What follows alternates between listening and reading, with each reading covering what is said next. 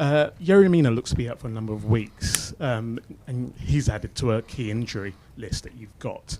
Have those injuries dictated your thinking in this transfer window and what priorities you have? Yeah, they've contributed to our thinking. I think we have been planning this window for a long time, since I've been here in the back end of last season. It's important to do that, but then obviously there's always factors you can't control. Dominic's injury last week going into Chelsea, the two major injuries in the Chelsea game. So, but we do have numbers defensively in those areas, and Conor's obviously came in, Conor Coady this week, which is a big deal for us. So it's up to us to find the priorities and keep the squad as strong as we can have it, and obviously we have a bit more time to do that as well as we go. You talked about Conor Coady, obviously adding to James Tarkowski and Onana to the squad as well. They've all been described as leaders. Is that leadership something you needed in that dressing room? Well, it's a big deal in any dressing room, leadership, and when you're coaching, managing, you rely on that be people in the dressing room that can relay the message and drive it home. You can't do every bit yourself. So I think in the players you're talking about, James has been in all pre-season and has shown his personality as well as his on-field abilities. In the short time that Conor's been here, a few days, Conor was a great one for me, because normally you have to do a lot of reference checks on players, what type of people they are. It took me about 5 minutes to speak to Conor and understand the type of person he was, and I knew it before the phone call, if I'm honest. The moment he came up as an opportunity for us, it was a huge deal for me and for the club. And then with Amadou, I think the personality he's shown as well straight away as a young man with a real positive, infectious kind of attitude straight away. So it's not all about that, but it's a big part of what we're trying to do, is bring the right people to the club to drive it forward. So we're happy in terms of the business we've done so far on that point. And is there any update that you can give fans on the possible return of Idrissa Gueye or any other incomings that you might have at the club? No, because it would be unfair to do so, because of the we're working away, seeing ways we can improve the squad. But until we get players in, happily talk about those ones that we have in. But any potential targets are obviously for us to keep working on behind the scenes. And is there any potential for outgoings at the club in the next few weeks before the transfer window closes? Yeah, I mean, that's a similar answer, because of course you respect the players that are with us. We need to get a balanced squad, and at times if you bring in players in, the reality is that players will leave, but those situations one by one have to be right for club, for us first and foremost, and then the player also, and any potential club that they may move to. So again, I won't commit onto that one until you get those things in place. No worries, that's great. Thanks very much. Thank you. Hi Frank. Conor Coady described the conversation he had with you to sort of persuade him or to encourage him to come to Everton. What did you say that sort of swung it for you? I thought it was quite a normal conversation. It was relatively short. As I say, the Conor Coady as a player, I remember going against him as a Chelsea manager in the COVID times without any fans, and it struck me his voice on the pitch and how much he drove his team against my team at the time. And obviously he's a quality player, regular in the England squad. So I just, spoke to him, became aware of his situation, explained how I felt about him as a player, spoke about what I'm trying to do at Everton. Just spoke pretty normal really, and hopefully if he liked the conversation, it was because it was just a genuine conversation. As I said, more importantly than that, I'm delighted that he's here. I didn't need much of a conversation. I think Conor Coady, from the outside you can kind of understand the type of lad he is, and he's a lad that you just want to work with.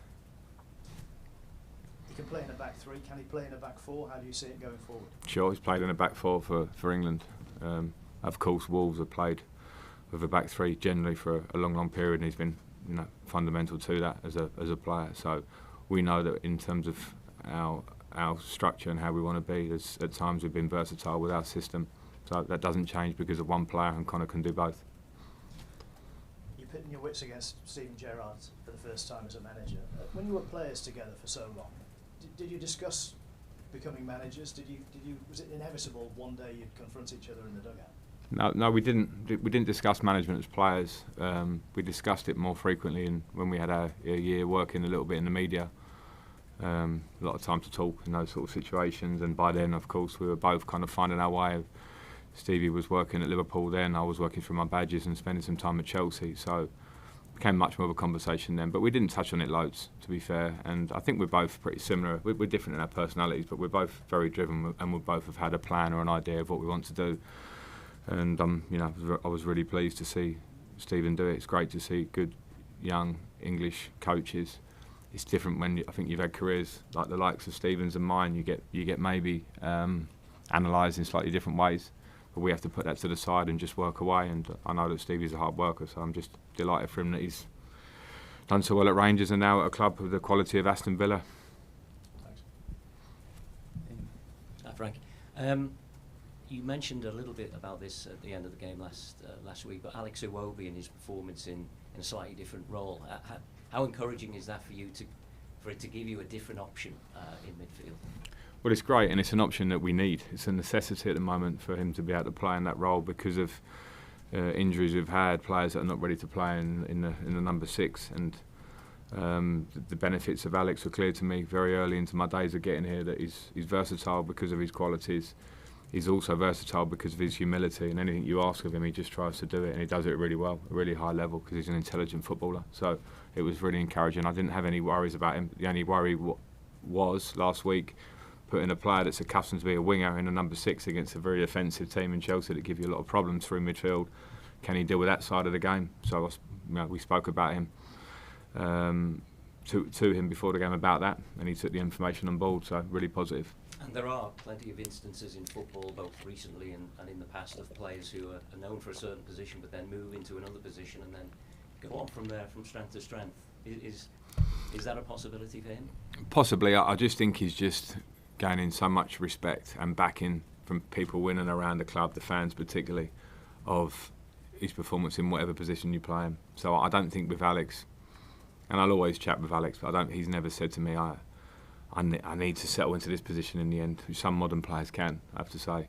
And they're not so happy they don't play. The first conversations when I've considered moving him centrally into midfield was like, what positions have you played in your career? And I just wanted a little bit of backstory. He literally named pretty much every position on the pitch. He'd done it all. And he did it, as I say, with a real humility in how he talks. So I think he'll always be a player that's of a high level that can just play in a lot of different positions and always perform. And selection-wise, you had the problem last week of the striker situation. This week you've got Salomon Rondon available again. Is that almost a given that he has to come back, or are you still weighing up where people can play? No, we're still weighing up, and the reality is we're also in a little bit of a pre-season mode because fitness-wise, not all of the players have been able to play a lot of minutes in the games that we had, the short pre-season that it was, players that were brought in. There's been a disrupted pre-season in different parts of the team for certain individuals, so I have to weigh up the fitness levels to try and get the sharpest players on the pitch. And if maybe some people haven't had so many minutes, they might be more effective coming on for a period of the game. So those things are all probably ongoing and probably will be for the first few weeks of the season.